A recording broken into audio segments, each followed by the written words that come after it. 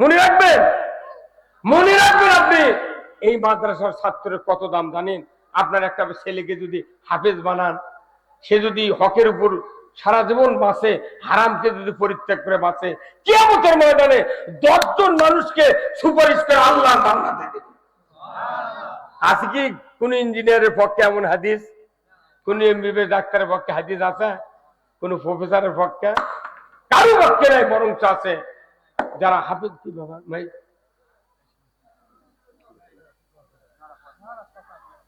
ভাইরা আমার, আল্লাহ নবী বলেছেন একজন নেককার হাফেজ সন্তান কিয়ামতের ময়দানে 10 জন মানুষকে সুপারিশ করবে। 5 গ্রুপে 10 জন। কয় গ্রুপে?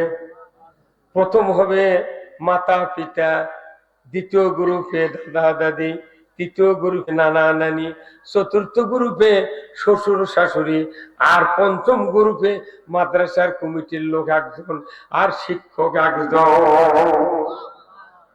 কয়জন হলো? তাহলে কিয়ামত পর্যন্ত কত হাফেজ বাড়াবি, কত শিক্ষক থাকবি, এদেরকে সুপারিশ করে। তাও কি এদের ভেতরে যদি কেউ একে জাহান্নামের টিকিটও পায়, এমন লোককে সুপারিশ করতে পারবে? আল্লাহু আকবার! কি দামি মানুষ তৈরি হচ্ছে, অথচ তারা মাথার ঘাম পায়ে ফেলে বাড়ি বাড়ি ধান আদায় করছে। এমন একটা মানুষ নাই যে 2 মণ ধান নিজের খরচে আছে মাদ্রাসা দিয়ে গেল। পাওয়া যায়? হুজুররা হাফেজরা ঘুরিয়ে ঘুরিয়ে 4 ভাগ 12 অমুক দিনে আসেনি।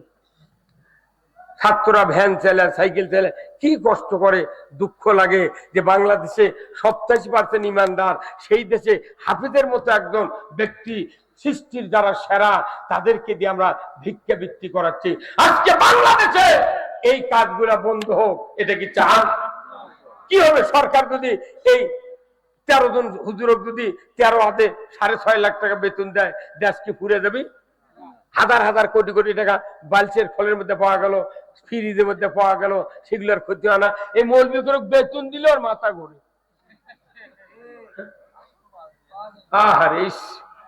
ভাইরা আমার, আল্লাহর নবী বলেছেন দুনিয়ার কোন এক সন্তান যদি তোমার মৃত্যুর পর বাবার জানাজার মুসল্লায় দাঁড়ায়, আর অন্য মানুষের সন্তান যদি আপনার জানাজার মুসল্লায় ইমামতির জায়গায় দাঁড়িয়ে যায়, বলুন তো দরদ কার বেশি হবে?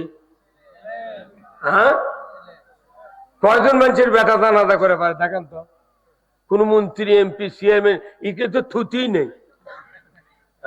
একটা করে গ্রামে 10টা লোকও তার বেটা জানাজা করে পারে না। এইরকম লাখ লাখ লোক সমাজে আছে। ওই মানুষ দেখে ওই উমুক উমুক হুজুর, উমুক পীর সাহেব, উমুক মোহতামি, অমুক লিয়ে দেয় হুজুর জানাজা করেন। হুজুর এখন জানাজা করছে, যাই মরিছে তার বেটা করে মাথার টুপি নাই, ডুব দিয়ে গামছা মাথার দিয়ে জানাজা করছে। নামাজ পড়লে কিন্তু টুপি থাকবে। কতক্ষণ? কিন্তু নবীজি বলেছেন যদি আপন সন্তান ইমামতির জায়গায় দাঁড়িয়ে যায়, আল্লাহু আকবার, অন্যের ছেলে, অন্য মানুষ আপনার আমার জানাজায় ইমামতি করতে লাগবে, নিয়ত করার পর যখন তাকবীরে তাহরিমা বাঁধবে, সানা পড়তে যে টাইম লাগবে অন্য মানুষের ছেলের, আপনার ছেলের জানাজা করতে, সানা পড়তে তার ডবল সময় লেগে যাবে। মুখ দেয়া সুবহানাকা আল্লাহুম্মা ওয়া বিহামদিকা ওয়া তাবারাকা ইসমুকা ওয়া তাআলা জাদ্দুকা জাল্লা সানাউকা লা ইলাহা গায়রু, এটা পড়তে দেখবেন হয়তো অন্য মানুষের বেটা জাল্লা সানাউকা কইন, ওর তো জোরে হচ্ছে না, কে ধরবি ভুল? কথা কয় না পারে।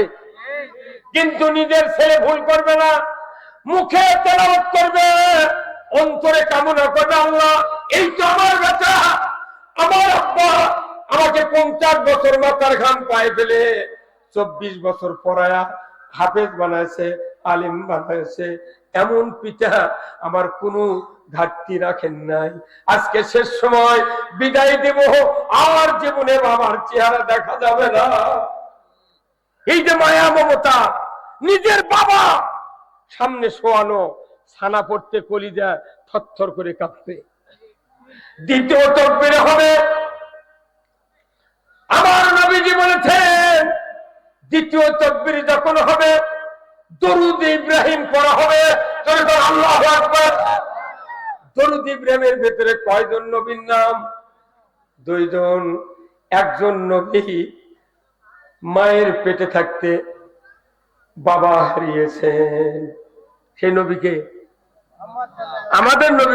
সেই নবীকে আমাদের নবী মায়ের পেটে 6 মাস বয়স বাবা হারিয়েছেন। আর ইব্রাহিম আলাইহিস সালাম পাহাড়ের গুহায় রাতের অন্ধকারে একা একা তার মা গিয়া ওই নমরুদের ভয়ে পাহাড়ের গুহার ভেতর নিজের হাত দিয়া সন্তান বের করে ওখান থেকে বিদায় হয়ে এসেছে। একজন আর সন্তান পাহাড়ের গুহায় প্রসব হলো, আর একজন বাপ দেখতে পেল না। ও আল্লাহ, এই দুইজন নবীর নাম দরুদে পড়ছে। আল্লাহ, আমার বাপ তো এমনটি ছিলেন না, আমাকে অর্থ দিয়া ওই যে বালু ভরা মাদ্রাসায় কাঁধে করে ব্যাগ নিয়ে যায়, চাদর নিয়ে যায়, আব্বা টাকা নাই বললি দিয়ে দেয়। আল্লাহু আকবার। যে বাবার প্রচেষ্টায় আজকে সিনার ভেতরে কোরআন জমিয়ে দিল, আল্লাহ এই বাবার শেষ দোয়া করবো আল্লাহ ওই মুহাম্মদ সাল্লাল্লাহু আলাইহি ওয়াসাল্লাম ইব্রাহিম আলাইহিস সালামের বদৌলতে আমার বাবার জীবনের গুনাহ আপনি মাফ করে দেন। মুখ দিয়ে দরুদ পড়বি আর অন্তরে অনুভূতি হবে, কথা ঠিক কিনা? এরপরে তৃতীয় তাকবীর হয়ে গেল, দোয়া শুরু হয়ে গেল। এরপরে আর দোয়া হবে না, যদি বলো ঠিক কিনা? আমার নবী বলেছেন এই সন্তান জানাজার মুসল্লায় দাঁড়িয়ে যদি এক ফোঁটা চোখের পানি নাকের ডগার দিকে গড়ায় দিতে পারে, আমার নবী বলেছেন চোখের পানি আল্লাহর কাছে এত দাম, আবার এই চোখের পানি ওই মাইয়াতের সন্তানের। কি নেককার সন্তান এক ফোঁটা পানি যদি পায় আল্লাহর কাছে দোয়া করবে, আল্লাহ সহ্য করে না। সাথে সাথে রাসূল বলেছেন ওই খাটটির ভেতরেই পিতামাতার জীবনের সব গুনাহ মাফ। তাহলে এরকম সন্তান যদি আমরা তৈরি করি, তাহলে আমাকে আমল দিয়ে আমরা জান্নাতে যেতে পারবো না, এরকম সন্তান বানাতে হবে। এই যে এখানে হাফেজ সাহেব কয়জন পাগড়ি দিলেন, ভাইও বললেন কত একটা আবেগ ঘন পরিবেশ। পুরো বক্ষ খান খান করে চিল্লে একটা আলিফ খুঁজে পাওয়া যাবে না। কি মেশিন আল্লাহ দেশে, কি মেশিন! তেলাওয়াত করতে করতে পুরো কোরআন বক্ষের মধ্যে মনে হয় খোদাই করে লিখে দিয়েছে, আর কোন চোখ দিয়ে দেখে ওই ভেতর থেকে পড়ছে আল্লাহু আকবার। আর 40 বছর হলে নামাজ পড়ে, বেতের দোয়া কুনুত জানে না। 50 বছরের সূরা ফাতিহা পড়ে, ডেইলি 40 বার করে ওই সূরা ফাতিহার অর্থ জানে না। আর পিচ্ছি পিচ্ছি ছাত্র দাঁড়ায় দেখেন দোয়া কুনুত বলছে, তাদের একটা দোয়া কুনুতে 14টা ওয়া, 14 টাকা ছেদ করতে করতে এগুলা ছাত্রের গলার রগ শুকে যাচ্ছে, তাও ওর করে ওর কি দোষ জানেন? একটা ছাত্রের কত দাম। আল্লাহর নবী বলেছেন মিশকাত শরীফের হাদিস, নবীজি বলেছেন বাবা মার মৃত্যুর পর যদি কোন সন্তান দাফনের পর থেকে 41 দিন সূরা ইয়াসিন কবরের পাশে দাঁড়িয়ে দাঁড়িয়ে মুখস্থ যদি তেলাওয়াত করে, আমার নবী বলেছেন ওই পিতামাতার কবরের আযাব কিয়ামত পর্যন্ত আল্লাহ মাফ করে দেন।